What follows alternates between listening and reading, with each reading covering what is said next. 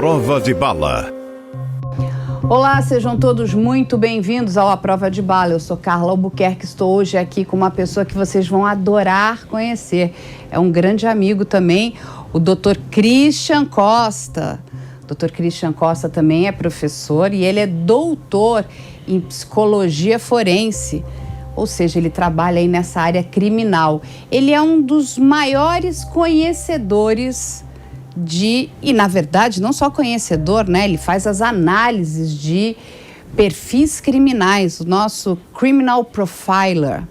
Mas eu vou deixar ele contar um pouquinho da história deles para vocês, porque hoje a gente vai trazer um programa bastante complexo, muito emblemático, que trata de uma menina de 11 anos que vitimou a mãe junto com seu namorado de 14 anos. Mas antes da gente entrar no assunto de hoje, Christian, conta um pouquinho de você pra gente. Olá, Carla. Feliz de estar no programa Prova de Bala, aqui na Jovem Pan, canal que tem meu respeito. A minha trajetória é uma trajetória de 22 anos. Durante 22 anos eu decidi entender as modulações que levam uma pessoa a cometer um ato criminoso, um ato violento, um ato disfuncional. Nesses 22 anos, toda a minha vida acadêmica, toda a minha vida prática foi em ambiente penitenciário, em delegacias, em perícias nos fóruns, como perito no tribunal do júri, sendo ouvido em casos de homicídio também. Nós atuamos nessa área de investigação do comportamento criminal que vai da cena do crime, como você bem falou, é o perfilamento criminal, o criminal profiling, até o sistema penitenciário com um trabalho de reeducação e de avaliação para progressão de pena, como individualização dessa pena. Então, hoje, nós buscamos entender dois grandes fenômenos no Brasil, que são os crimes de natureza sexual e os crimes de homicídio. São os grandes problemas que nós temos no Brasil hoje. E o Brasil, Carla, ele não tem tradição científica. Nós não temos uma linha criminológica, uma escola criminológica voltada, inclusive, para subsidiar as decisões de segurança pública no Brasil. As decisões de segurança pública no Brasil não são tomadas a partir de dados técnicos, científicos, a partir do comportamento criminal. Observe que todo comportamento criminal é baseado na individualização, no processo decisório daquele indivíduo em cometer o crime.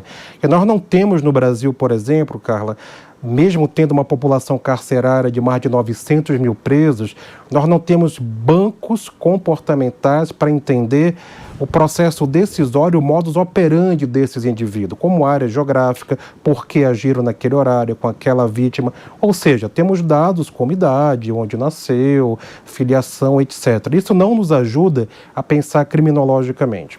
Então, o grande problema do Brasil hoje, repito, é importante ressaltar isso, são os crimes de natureza sexual. Hoje, a cada 9 minutos, uma mulher e uma criança é abusada sexualmente, como os crimes de homicídio, que aumentaram. E mais, o feminicídio agora, durante a pandemia. Exatamente, ou seja, é um problema muito grave. Por isso que a gente precisava aqui hoje de um expert como o professor Christian aqui, o nosso doutor.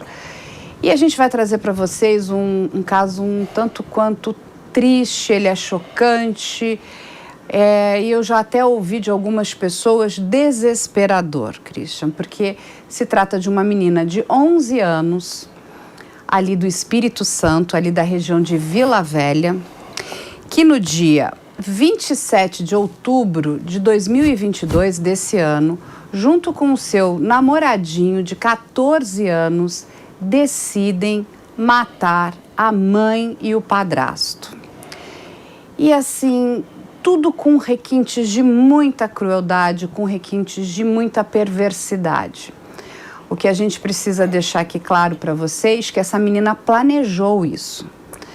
E quando eu digo que ela tinha um namoradinho, e muitas pessoas vão falar, mas ela só tinha 11 anos? Exatamente, ela tinha já um namorado. Essa menina já tinha experimentado relações sexuais, ela já tinha conhecido isso com outros meninos. A mãe dessa criança é uma moça, é uma mulher que sempre tratou a filha com muito carinho e muito amor. Né? Todos os relatos que nós recebemos das pessoas da região são de perplexidade, porque ela era considerada uma boa mãe. Inclusive, ela não se opunha a esse namoro, né? Ela entendia que era uma bobagem de criança, ela não sabia da seriedade e de como essa relação que aos nossos olhos é completamente errada, já estava avançada e evoluída. Essa menina espera a mãe chegar, né? Quando a mãe chega, essa menina chama a mãe no quarto e ela e o seu namorado começam a golpear a mãe com facadas. A mãe consegue sair do quarto, se tranca no quarto dela, ela sai do quarto da filha, vai para o seu quarto, mas infelizmente ela não resiste às facadas e ela veio a óbito. Nesse ínterim, o padrasto da menina chega em casa e ele se assusta quando ele vê uma poça muito grande de sangue, né?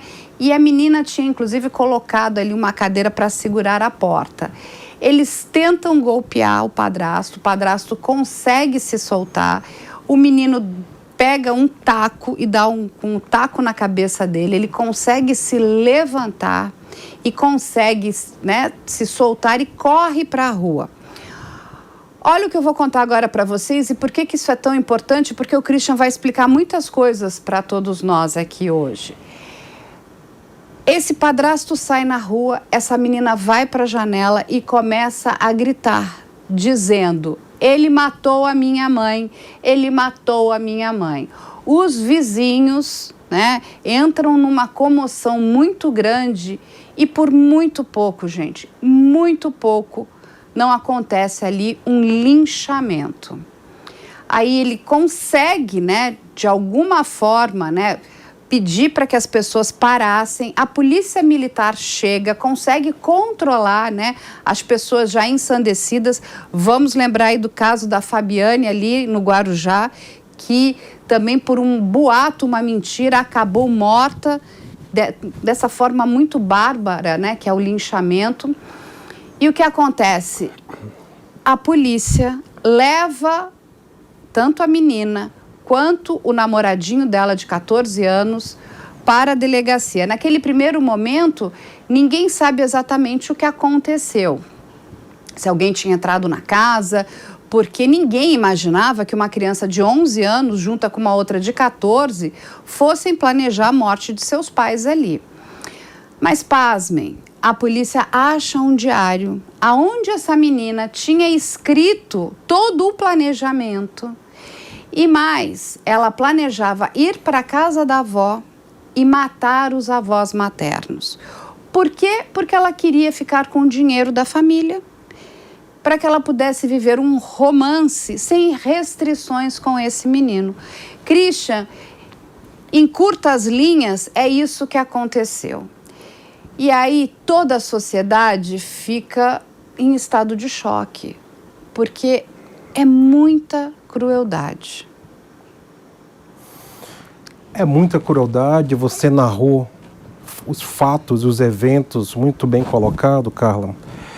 E por mais que seja um ponto fora da curva, uma criança de 11 anos com um adolescente de 14, planejar, não só planejar e executar um tipo de crime com tanta crueldade, com tanta frieza, com tanta sofisticação, né? Eu insisto nessa palavra sofisticação nesse caso, eles estruturaram quase na cabeça, eu digo quase porque seria um crime perfeito na cabeça deles, por toda a narrativa, mas eles seriam pegos de qualquer maneira.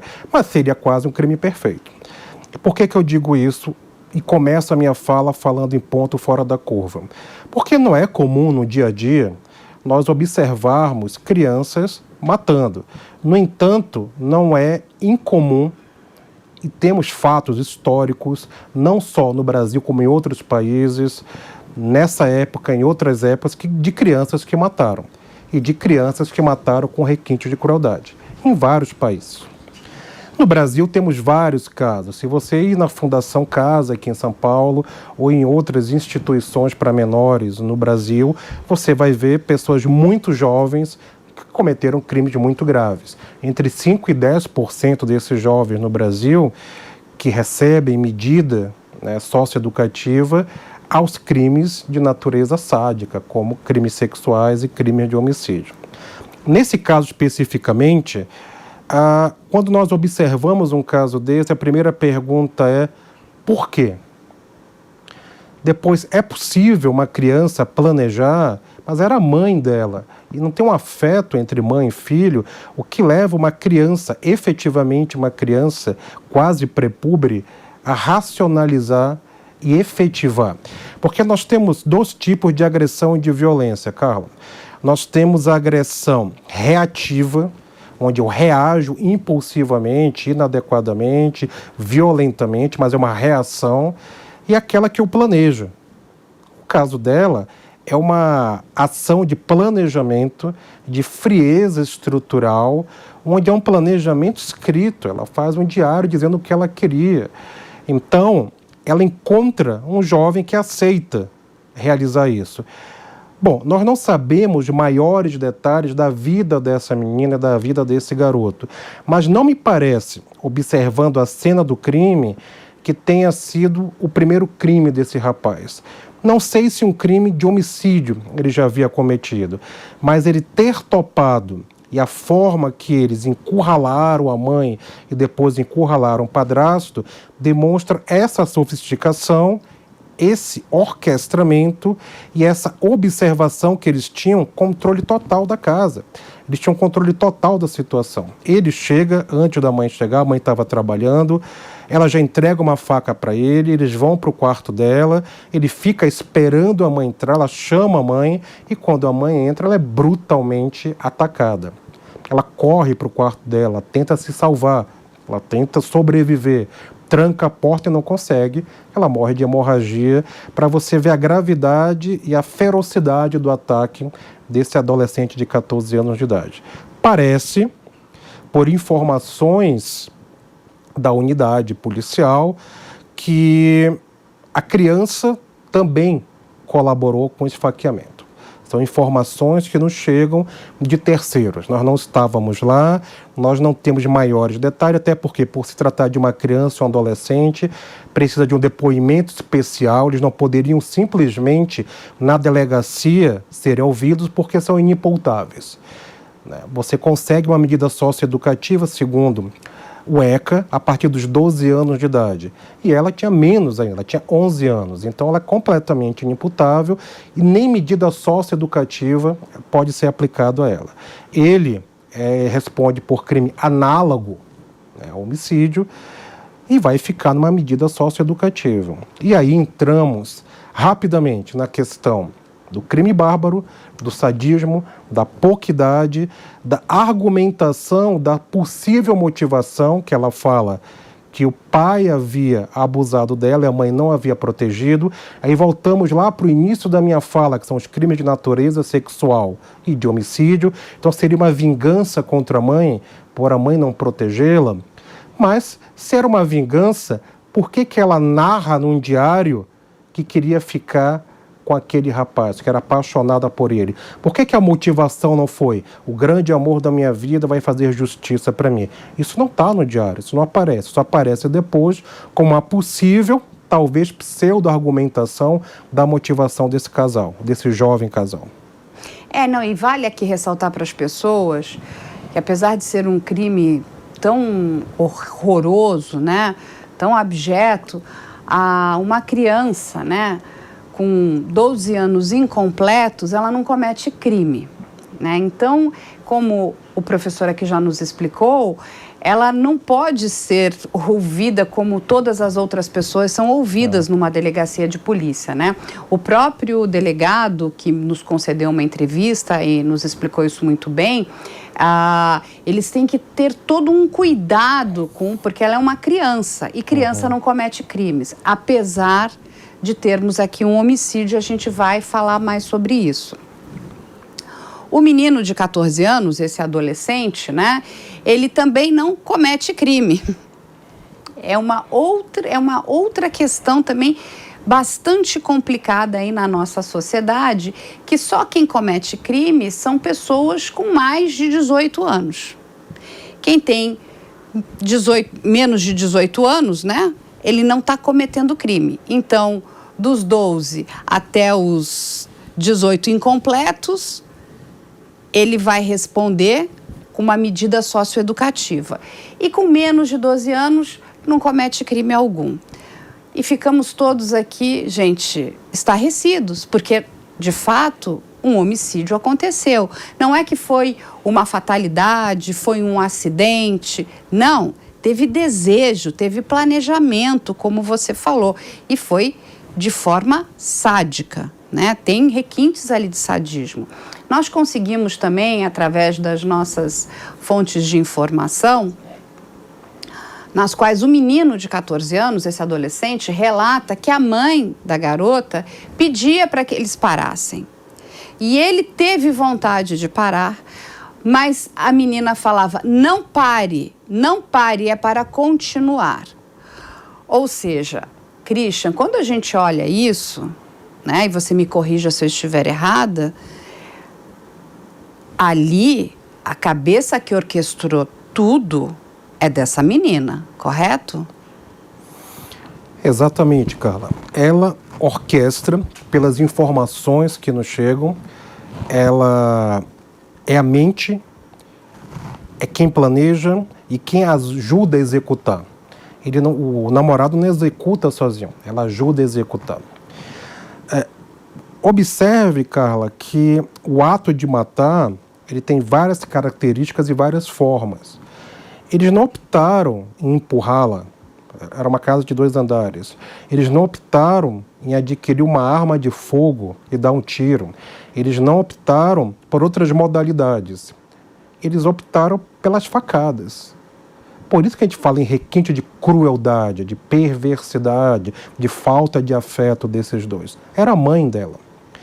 E parece, por narrativas da vizinhança, que era tudo bem a relação entre elas. Não havia, assim, grandes conflitos, grandes dramas familiares, que provavelmente os vizinhos saberiam, amigos saberiam. Ninguém tinha essa informação da inadequação comportamental ou da possível inadequação da mãe em relação a essa filha. Então, era um mundo fechado, e quando eu falo mundo fechado, é a cabeça dela. Tudo aconteceu na cabeça dela. Então, nós não podemos também, Carla, dentro desse cenário, muitos podem virar. Ela é uma psicopata. É importante dizer que nem todo crime de homicídio sádico é cometido por psicopatas. Isso não é uma regra. Nós temos na população geral 1% de psicopatas mundial, em esfera mundial falando. Nós imaginamos muitas vezes que só quem comete crimes de natureza sádica, serial, sexual, etc., é um psicopata. Isso é uma lenda, isso é um mito, isso é uma falácia, isso não é verdade.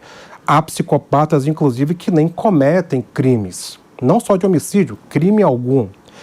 Quando nós falamos em crime, nós temos que pensar no indivíduo enquanto ser, enquanto essência.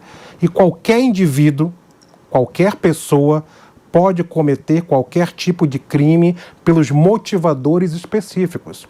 Então, ninguém está livre de cometer um crime mesmo de natureza sádica. No entanto, sabemos que aqueles que cometem e se comportam numa zona de conforto nesses crimes, aí sim, esses são os psicopatas, os criminosos contumazes. Então, eles entram nesse universo e lá ficam porque é o habitat deles. Eles são predadores entre as espécies. Mas, nesse caso, Carla, nós não podemos afirmar, nem cientificamente, nem categoricamente, nem eticamente, que seja um caso de psicopatia. A psicopatia só pode ser diagnosticada a partir dos 18 anos de idade. Ou a psicopatia, ou qualquer transtorno da personalidade, como transtorno antissocial, borderline, narcisista, histriônico, esquizoide, esquizotípico, apenas a partir dos 18 anos de idade. Nesse caso, nós podemos, pela característica do crime, nós somos forçados a pensar no transtorno de conduta. Aí sim, ela tendo 11 anos, ele 14 anos, nós podemos pensar no transtorno de conduta. O transtorno de conduta, ele não é único e exclusivamente associado ao ato criminoso. O transtorno de conduta é associado a um comportamento inadequado, agressivo, disfuncional, delitivo, já há muitos anos, desde a tenra infância.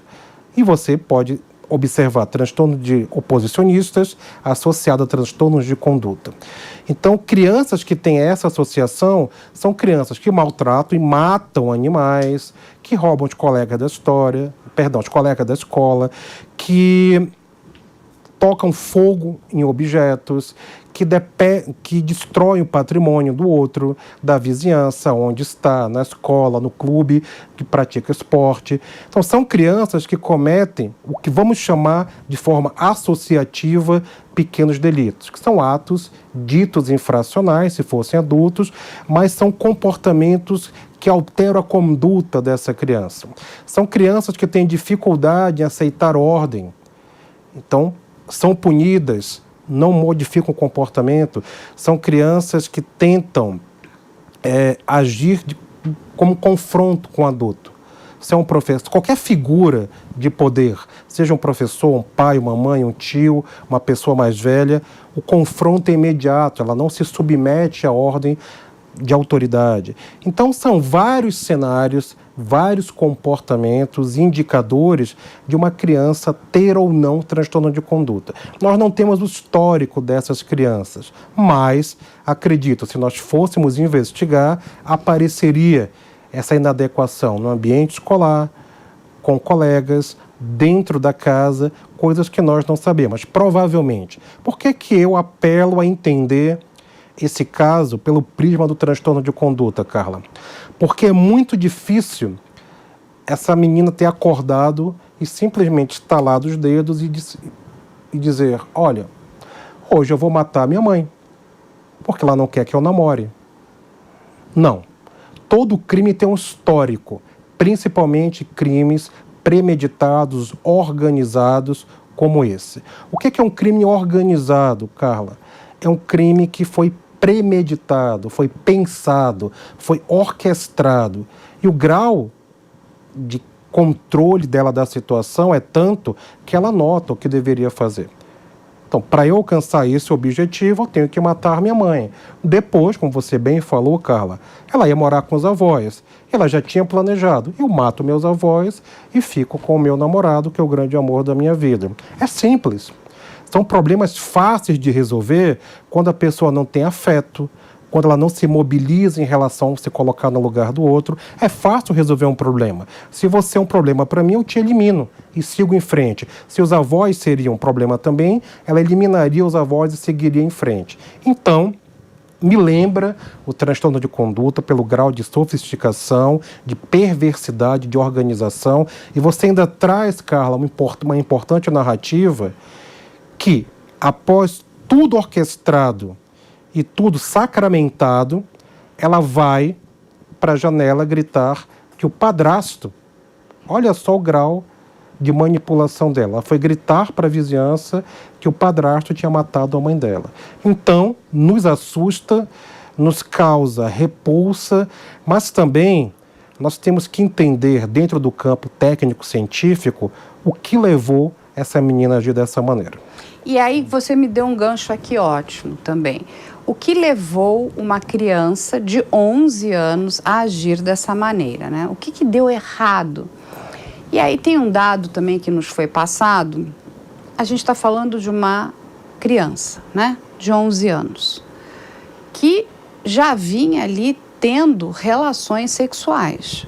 Ou seja, um comportamento sexual, inclusive, inadequado para a idade dela. Porque nós comemos, nós bebemos, né? Nós nos alimentamos, isso faz parte da nossa biologia. Da mesma forma que nós vamos nos relacionar e vamos ter prazer na questão do sexo. Isso também faz parte, né? Mas quando a gente para pensar nas questões sexuais, você precisa ter maturidade. né? Criança e sexo são duas coisas que não combinam. Independente se o menino tem 14, se o menino tem 12, ou se é um homem se aproveitando de uma menina de 11 anos.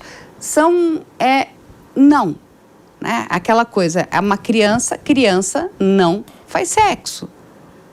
E aí muitas pessoas falam, mas como é que essa mãe permitia, né? A gente não tem informação se a mãe permitia, ou se tampouco a mãe tinha conhecimento disso. O que foi desvendado, eu acho que pela investigação, é que essa menina já tinha relações sexuais com outros garotos. O que me parece um tanto quanto inadequado, como eu já havia dito. E apenas um parêntese importante para a tua fala, Carla. Ela fala que precisa eliminar, matar a mãe para ficar com o namorado. Então, talvez, supondo no campo da astrologia, porque não temos essas evidências, a mãe já estivesse se colocando contra, se posicionando contra essa relação. Ou seja, também, eu acho que não sei nem se contra a relação sexual, mas contra até a questão do namoro, porque uma coisa é a seguinte, brincando que tá namorando, né? Porque toda criança tem essa bobagem, né? Ele é meu namorado, mas é uma brincadeira. Aí quando eu acredito, né? Porque a mãe infelizmente não tá aqui nem para contar essa história, que a mãe tenha entendido que aquilo estava passando um pouco dos limites, né? Estava se tornando uma coisa talvez mais séria e completamente inadequada e errada, essa menina falou, não, ninguém manda em mim. O que também é um outro comportamento bastante inadequado, uma criança não aceitar, inclusive, não vou nem dizer que é uma ordem, né? Mas é a educação de um adulto, porque pai e mãe está ali para educar os seus filhos. E, lógico, tudo tem seu tempo. Eu acho que quando a gente pula as etapas da nossa vida, né? Porque criança tem que estar brincando, se divertindo com outras crianças, a gente está deixando de viver algo que é muito importante, que vai fazer falta lá na frente, né? Porque a gente precisa viver todas as épocas da nossa vida. E a gente está falando, de novo, de 11 anos. Então, essa menina se viu o seguinte, minha mãe não está me deixando viver, né? Olha o nível, né, de imaturidade, né, que ela tem aqui, porque ela achou na cabecinha dela que ela vai matar a mãe e o padrasto, depois ela vai para a casa dos avós, mata os avós também e fica com todo o dinheiro, como se fosse simples assim. Ela pudesse, né, dispor desse dinheiro. E, gente, nós não estamos falando, né, de uma quantia absurda de dinheiro. Estamos falando ali de uma família de classe média. Mas ela criou um planejamento absurdo para viver com esse rapaz. E aí minha pergunta para você, o quanto que você acredita que esse comportamento, né, essa questão dela querer viver algo que não é para a idade dela, né, que essa questão da vida sexual, né, tão antecipada, pode ter sido também um gatilho para tudo isso? É complexo imaginarmos o que passava na cabeça dela, mas, obviamente, pelo comportamento dela, nós temos alguns indícios do quais seriam os desejos dela. Bom, ela já tinha uma vida sexual anterior a esse namorado. Ela já tinha experiências, o que não é adequado, como você bem falou. O grau de maturidade é zero, ela é completamente imatura. Tanto que nós temos a figura jurídica no Brasil do estupro de vulnerável. Se esse rapaz tivesse mais de 5 anos do que ela, que ele tinha menos de 5 anos, ela 11, ele 14, se tivesse uma distância maior do que 5 anos, seria estupro de vulnerável. Ele seria um estuprador de vulnerável. Até 14 anos de idade, menores de 14 anos que têm relação com adultos são vítimas de estupradores de vulnerável. Por que eu estou dizendo isso? Ela já tinha essa relação, não sabemos se a mãe sabia, jamais julgaríamos também uma mãe que foi brutalmente assassinada, mas nós temos que entender que não só ela, muitas meninas, muitos jovens começam a vida sexual muito cedo. Depois que nós tivemos a epidemia da AIDS nos anos 80, da nossa geração, Carla, que nós crescemos e iniciamos nossa vida sexual com medo de pegar AIDS, nós não entendíamos, né? E é tão complexo, é tão perigoso que até hoje não tem cura. Tem tratamento, mas não tem cura ainda para AIDS. Então a geração dos anos 80 cresceu um pouco paranoica em relação a isso. E os jovens naquela idade, que éramos nós, dificilmente um jovem teria uma relação sexual sem preservativo, por exemplo. Hoje, após esse advento, você observa o aumento do ritmo sexual desses jovens, a precocidade, a impulsividade e mais, o número de relações em curto tempo. Hoje nós temos festas chamadas baladas, que você consegue se relacionar com 2, 3, 4, 5, 6, 10 pessoas, ou beijando, ou abraçando, ou depois tendo relações sexuais em curto espaço de tempo. Nós temos o advento dos aplicativos de namoro. Não estou dizendo que eles estavam. Eu estou fazendo um link apenas para a facilidade das relações. Ou seja, você falou, mas por que ela fantasiou que a vida dela teria que ser com esse rapaz? Ela já tinha tido outro namorado, conheceu ele, ela poderia estar muito envolvida, muito apaixonada, com 11 anos de idade? Poderia. Mas é uma paixão genuína ou fantasiosa? Puramente fantasiosa, porque ela fantasiou uma vida a dois com 11 anos, retirando todas as zonas de constrição, ou seja, todos aqueles que poderiam dizer não para ela. Ela queria realizar algo, não podia, tem baixa tolerância à frustração, e os nossos jovens hoje têm baixa tolerância à frustração, trabalham muito mal em ouvir o não, querem tudo na mão e, quando frustrados, muitas vezes já agem inadequadamente. Na nossa época, Carla, dificilmente, não que não acontecia, um aluno batia num professor. Hoje é corriqueiro um aluno frustrado agredir fisicamente um professor. O que é um absurdo, né? O que é um absurdo. Então, eu estou fazendo alguns links do comportamento de adolescentes, porque você traz a informação da imaturidade, é muito pertinente isso. Porque a imaturidade me faz entender a minha realidade de uma maneira muito própria, que é uma maneira imatura, é uma maneira inadequada frente ao mundo. Então, para ela, fazia todo sentido matar a mãe, mesmo que fosse a facadas, para ter o que queria. Mas aí cai a realidade, entra a impulsividade, a inadequação, em total contrariedade com a realidade. Porque a realidade é, hoje, ela cometeu um crime, por mais que seja imputável, mas cometeu um ato criminoso, a mãe morreu, ninguém quer ficar com ela, a família tem medo, os familiares têm medo de ficar com ela, porque ela ameaçou matar os avós também, ela está sob a tutela do Estado, esse jovem está numa unidade para menores, ou seja, acabou a adolescência deles, que eles queriam estar juntos, extremamente apaixonados, condizente com aquilo que eles achavam adequado, tudo foi por água abaixo. E que bom que foi, porque qualquer indivíduo, pela idade que tiver, que queira cometer um crime desse, tem que saber que há punição. Nós não podemos aceitar que jovens, adultos, qualquer indivíduo, tire a vida de outra pessoa. Obviamente, falamos de uma criança inimputável, mas que cometeu um ato de planejamento sádico, frio e calculista. Não só planejou, repito, planejou e executou com um adolescente de 14 anos. Então, essa é uma narrativa, se você for pensar lá em Romeu e Julieta, quando as famílias deles proibiram, o que eles decidiram fazer? Suicídio, não homicídio. Então ali talvez fosse a representação simbólica do verdadeiro amor. Não consigo viver sem você, então vamos morrer juntos. Eles não consigo viver sem você, vamos matar todos em volta, não podemos esperar 3, 4, 5 anos para estarmos juntos. Temos que matar todos agora, resolver o problema agora para estarmos juntos. E eu viver aonde? Estava tudo planejado. Vou viver com os avós. Daqui a um tempo, mato os avós também, fica com a casa, com o dinheiro e vamos viver a nossa paixão, nesse caso, delirante. E aí, Christian, eu li em vários lugares, né? Eu vi algumas pessoas fazendo uma comparação.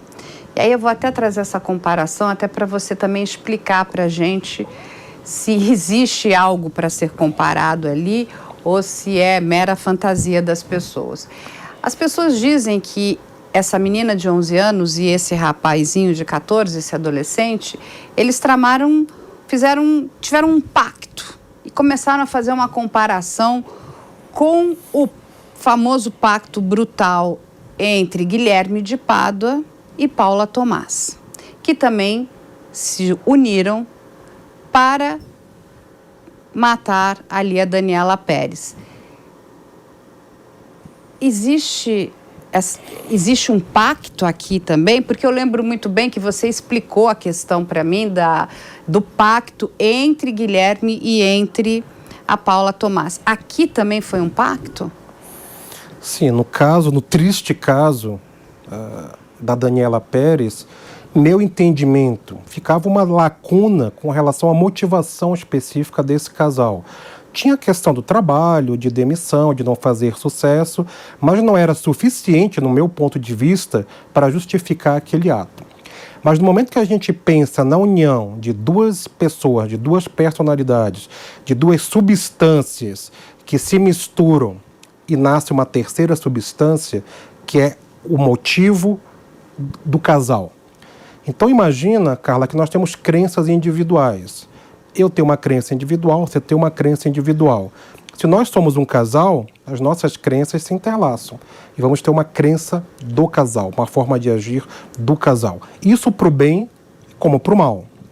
Nesse caso, eles poderiam ter feito um pacto, simbolicamente, nem usar a palavra pacto, mas comportamentalmente, ter feito esse pacto para realizar esse ato. Acredito que sim. É uma forma de raciocinar esse crime.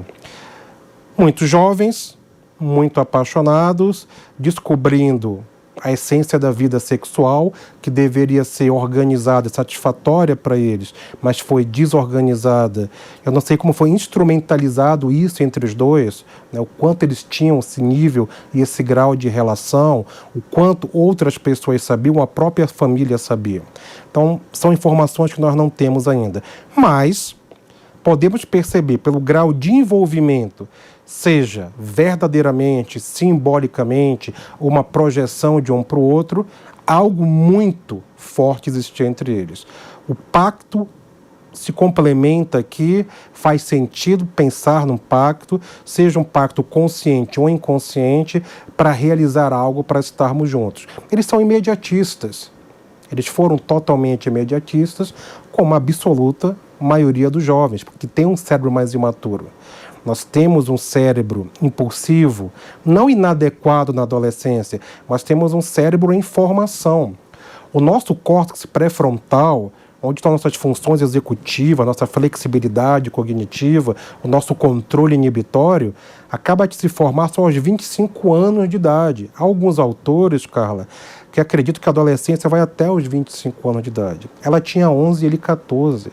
Eles precisavam ainda, em termos de neurodesenvolvimento, evoluir muito, amadurecer muito para tomar decisões para uma vida. Muitos autores criticam, por exemplo, Carla, que é muito cedo para um jovem de 16, 17 anos escolher uma profissão. Eles escolheram com 11, 14 anos uma vida a dois. Então, obviamente, foi extremamente disfuncional. Vou ficar repetindo a palavra inadequada porque não tem outra maneira de tabular, de visualizar esse caso, senão pelo prisma da inadequação. E percebendo que jovens que agem dessa maneira, depois terão uma vida normal.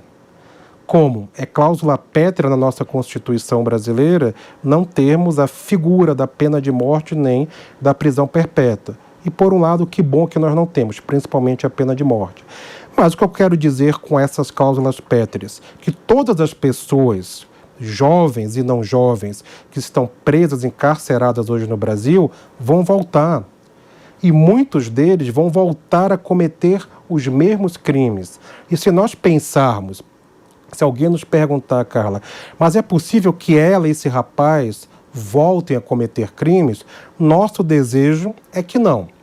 Mas então tenra idade, ter tido uma arquitetura tão bem elaborada para o mal, é possível que eles reajam inadequadamente em outras situações de pressão, de impedimento, É possível que eles reajam dessa maneira? Impossível não é. E agora, né, Christian, tem uma outra questão também que é muito relevante em relação a esse caso, que é a questão de uma pessoa convencer a outra a praticar um crime. Porque, quando a gente para pensar, era um desejo dessa menina, né, de matar a família. Como é que ela encontra, né, essa outra pessoa que não faz parte dessa família, que aparentemente tinha ali uma vida, vamos dizer, plenamente ok, né? Era um estudante, ia para a escola, a se envolver num crime tão bárbaro? Porque quando a gente... Não é um crime, ele não foi lá e roubou um objeto, né? Ou furtou um objeto, né? Ele matou uma pessoa. E você convencer alguém de matar uma pessoa na minha cabeça, é algo muito difícil. E como você mesmo lembrou, ela não matou com um tiro, ele matou a facadas. Você pegar uma faca e enfiar numa outra pessoa, você ouvir a outra pessoa pedindo pare, pare, pare, você imaginar, né, porque... o rosto, né, a tristeza daquela mãe, porque as últimas imagens que aquela mulher teve foi da filha matando ela. É tão perverso. Como é que essa pequena manipuladora consegue convencer esse rapaz a fazer isso? E aí, vamos lembrar que temos outros casos aí também. Temos o da Suzane, né, von Richthofen, que foi lá e convenceu o namorado também de matar os pais. Temos outro caso do Champinha, também menor de idade, que convenceu outros maiores de idade a cometer 2 crimes absurdos, né? Então, assim, como é que é isso? Porque, na minha cabeça, se alguém chegar para mim e falar assim, olha, vamos matar alguém, eu falo, lógico que não. Óbvio que não. Por mais que eu deteste aquela pessoa, né? Por mais que eu não suporte aquela pessoa, né? Assim, como é que essas pessoas se farejam, né? Porque ela precisava encontrar a pessoa certa para fazer isso. A vida, a natureza, tem encontros e desencontros. E a retroalimentação é tanto para bons casais como para maus casais. Grupos, gangues, as pessoas se identificam, elas se encontram, elas se atraem. Você usou uma expressão muito adequada, Carla. Há uma atração, há uma sincronicidade. Observe que você narra o que aconteceria comigo também, se alguém chegasse para mim e dissesse, olha, vamos nos relacionar e você ajuda a matar meus pais, obviamente que não. Eu iria instruir, orientar essa pessoa. Então saia da sua casa, suporte mais um pouco, busque um advogado, busque um psicólogo, busque ajuda, busque um conselho tutelar, o que eu posso ajudar, como eu posso contribuir, de forma ética, de forma moral e legal acima de tudo. Nós podemos resolver, Carla, qualquer problema de qualquer natureza de forma ética, moral e legal. Mas, em determinadas situações, a gente reage inadequadamente. Mas aqui não tem uma reação. Não é um crime de impulsividade, de descontrole, de violenta emoção. Aqui é um crime planejado. E como é que eles se encontram? Por isso que eu disse no início da minha fala, Carla, que não me parece que esses 2 tenham cometido o primeiro crime. Talvez, antes, outros pequenos crimes com versatilidade criminal já tivessem acontecido. E eles evoluíram até cometer esse crime. Esse rapaz, tem que ver o histórico dele. Vai aparecer coisas. Essa menina, se nós observarmos, vai aparecer coisas. E as pessoas se atraem na escola, nos grupos. Imagina, Carla, que nós, enquanto jovens, nos identificamos com pessoas que têm um estilo específico, uma forma de se comunicar específica, com gostos parecidos. E o mundo da comunicação permite que eu te enxergue na multidão e que você me enxergue na multidão. A gente se identifica. E eles se conheceram no ambiente escolar. Então, as conversas as ideias, talvez de caráter mórbido, inclusive, tenha feito essa liga entre eles. Começaram a se relacionar afetiva, a posteriori sexualmente, e ali decidiram em evoluir mais na relação e foram impedidos. E ele, como mais velho, claro, mais velho, ainda muito jovem, com 14 anos, mas mais velho do que ela, também não buscou uma outra alternativa. Fez o que ela queria. Mas aqui eu me pergunto, era o que ela queria ou era o que os dois queriam? Porque muito das informações que nós temos é pela verbalização e pela boca dele. O quanto ele falou de verdade e o quanto ele pode ter mentido. Ele pode estar mentindo em alguma coisa. Ele pode ter exagerado alguma coisa. Ele pode ter fantasiado alguma coisa. Nós não sabemos. Mas partindo do pressuposto que as informações que ele trouxe são reais, nos assusta ainda mais. Porque eles se encontram, eles se identificam, eles se apaixonam, e em seguida eles tinham 2 meses de namoro. Eles não tinham 2 anos, eles não tinham 2 décadas, eles tinham 2 meses de namoro para decidir tirar a vida. E lembro, reforço e retorno, Carla. Armaram para matar a mãe, armaram para matar o padrasto e queriam no futuro matar os avós. E tem uma outra questão que eu acho que é muito relevante, né? Nós estamos aqui lidando, né? Como você muito bem falou, ela é uma menor de idade, ela não pode nem ser atestada, né? Tendo qualquer transtorno de personalidade, talvez essa questão do transtorno de conduta. Mas esse é um problema, porque essa menina cometeu um homicídio, né? Ela nitidamente, ela demonstrou que ela sentiu prazer, né? Nessa questão, tô matando aqui a minha mãe. E teria matado o padrasto se tivesse tido sucesso. Então seriam 2 pessoas. E essa criança agora está na tutela do Estado, né? O Estado está cuidando dela porque nem a avó quer ficar com ela. Lógico, a família deve estar apavorada.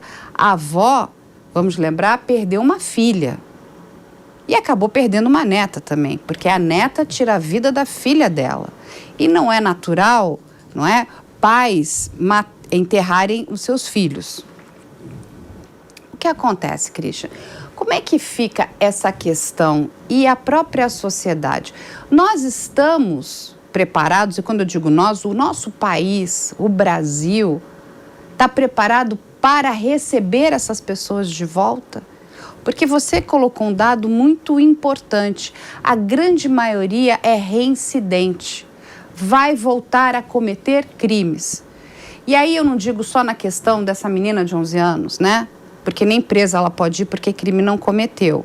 Mas eu digo, estamos preparados para receber um Champinha de volta? Estamos preparados para receber uma Suzane de volta? Essas pessoas vão parar de cometer crimes? Estamos preparados, né, para receber tantos outros? Porque são muitos casos. São muitos casos. E o que a gente precisa fazer? Infelizmente, você está correta. Nós não estamos preparados para esse tipo de situação. Nós não podemos dizer nem que ela cometeu crime. Não podemos. E, no caso dele, é análogo ao homicídio. Não é nem crime de homicídio. Até a configuração etimológica das palavras, temos que ter cuidado para nos referirmos quando o menor inipoutável comete crime. Mas não, Carla, nós não estamos preparados nem para trabalhar com nossos jovens que cometem atos infracionais e violentos, nem para trabalhar com os adultos que cometem esses atos. Nós não cometemos atos simplesmente reativos. Nós cometemos atos planejados. E os crimes no Brasil, a grande maioria, são crimes de natureza, de controle, de natureza, de domínio. Por isso que a maioria das cenas de crime são ditas organizadas e não desorganizadas. O que é uma cena de crime desorganizada? A gente começa a discutir aqui, eu pego esse copo, jogo em você, te corto e você vem a óbito.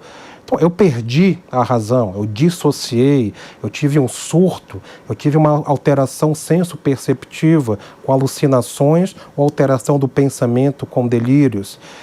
Então, nesse caso, posso ser caracterizado como inimputável sendo adulto ou ter, proeminentemente, uma doença mental.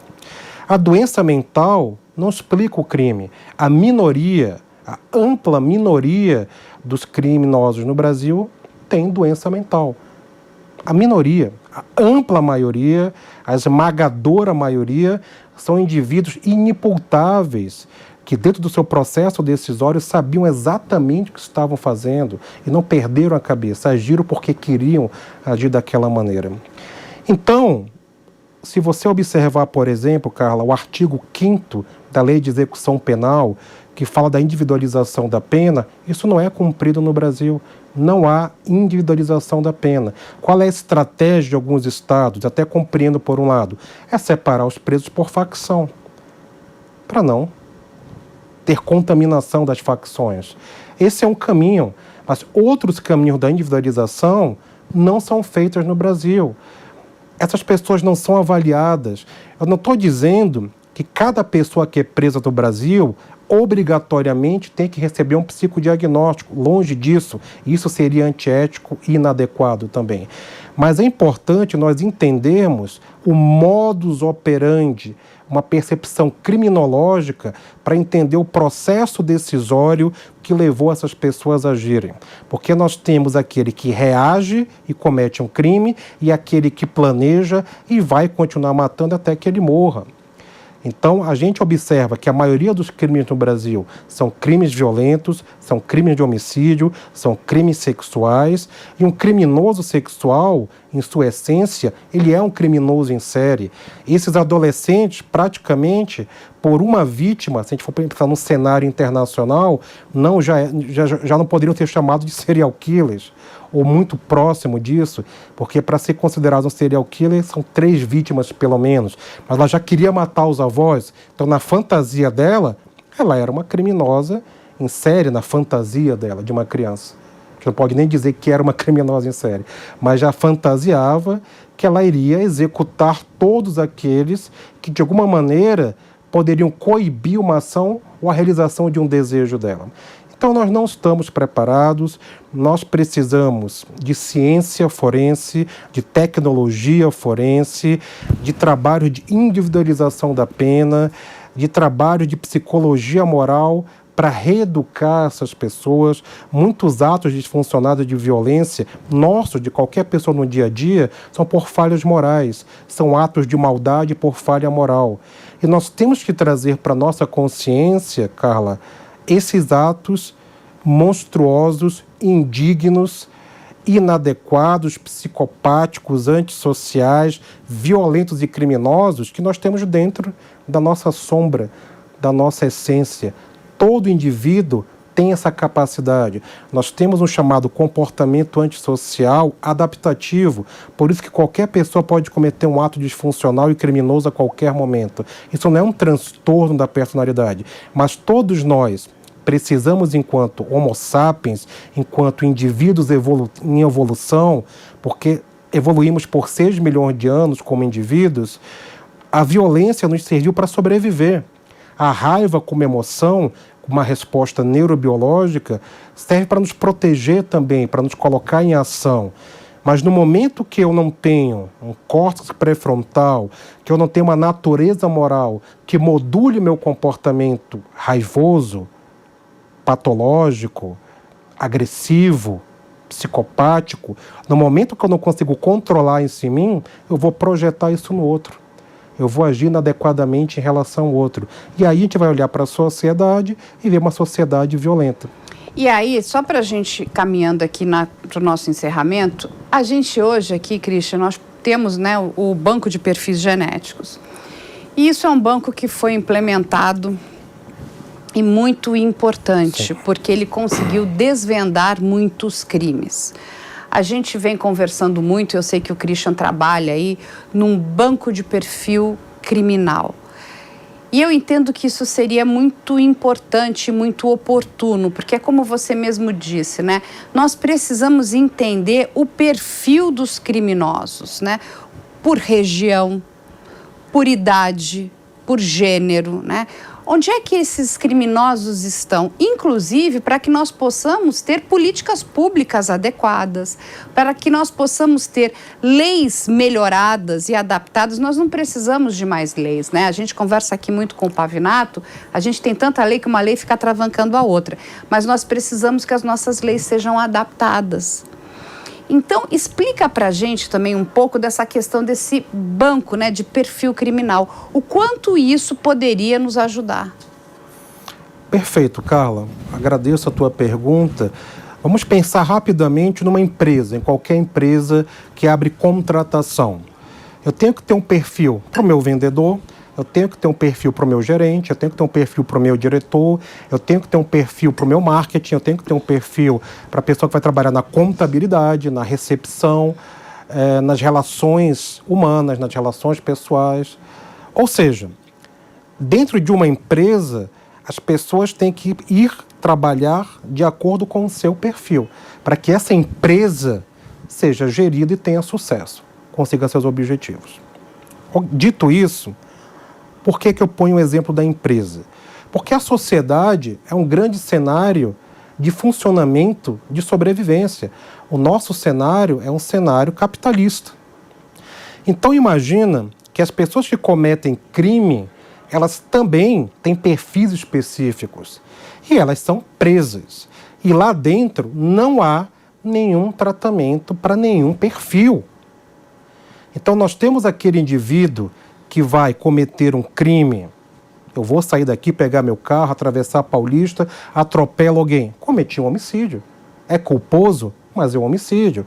E tem aquele que vai sair daqui, cometer um crime de natureza sádica, porque vai sequestrar uma pessoa, no meio do caminho deu tudo errado, ele mata a vítima. É um outro perfil, mas tudo é homicídio. Eu estou tirando a vida de alguém. Então, no momento que eu entro dentro de um presídio e fico na mesma cela que essa pessoa, há uma contaminação, porque eu cometi um crime, mas eu tenho imaturidade criminal. Ele cometeu um crime, tem maturidade criminal.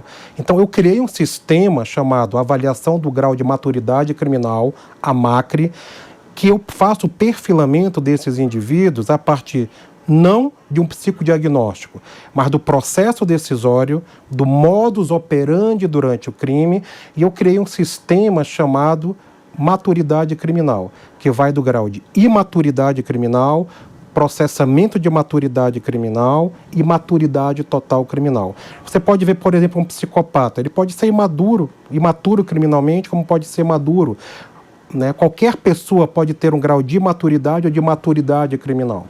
Então, se você for pensar pelo grau de maturidade criminal, eu consigo entender por que essa pessoa agiu dessa maneira, em quais circunstâncias e mais, de que maneira essa pessoa pode voltar ressocializada para a sociedade. Isso é uma falácia hoje. Nós não temos no Brasil a ressocialização.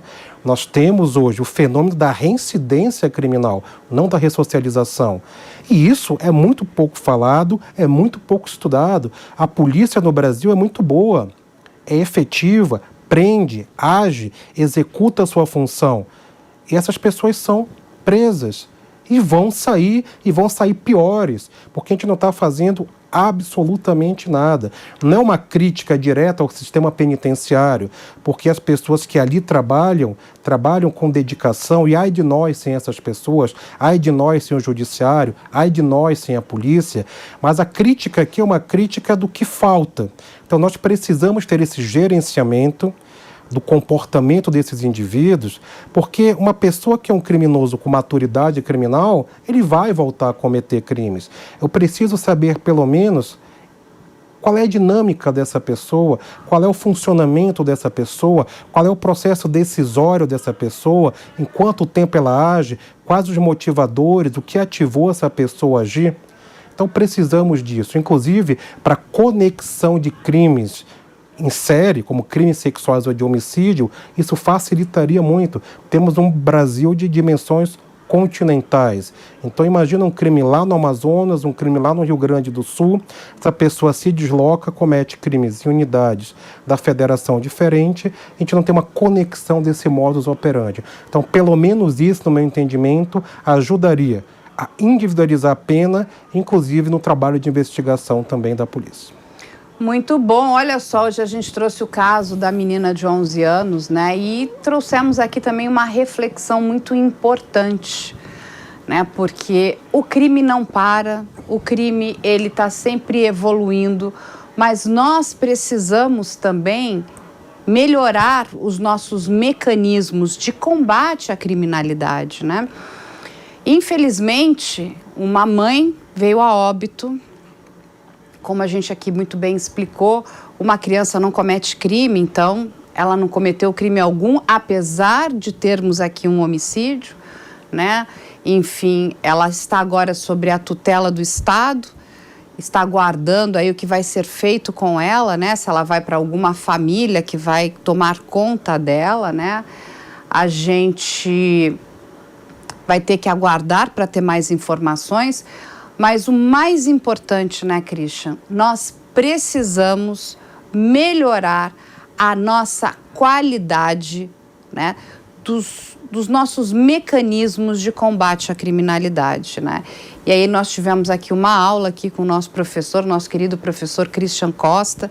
Eu convido vocês todos aí, ele tem vários programas muito interessantes, ele tem o Anatomia do Crime, que está no canal na Discover, no Amazon Prime, está no canal Operação Policial para quem quiser assistir também no YouTube. Eu sei que vem com mais episódios novos. O professor dá vários cursos, né, nessa área de criminalística e forense, de psicologia forense. Quem tiver interesse, vale a pena fazer. Ele é um grande fera. Nós agradecemos vocês por terem estado conosco aqui no programa de hoje e esperamos vocês na próxima semana com mais um A Prova de Bala.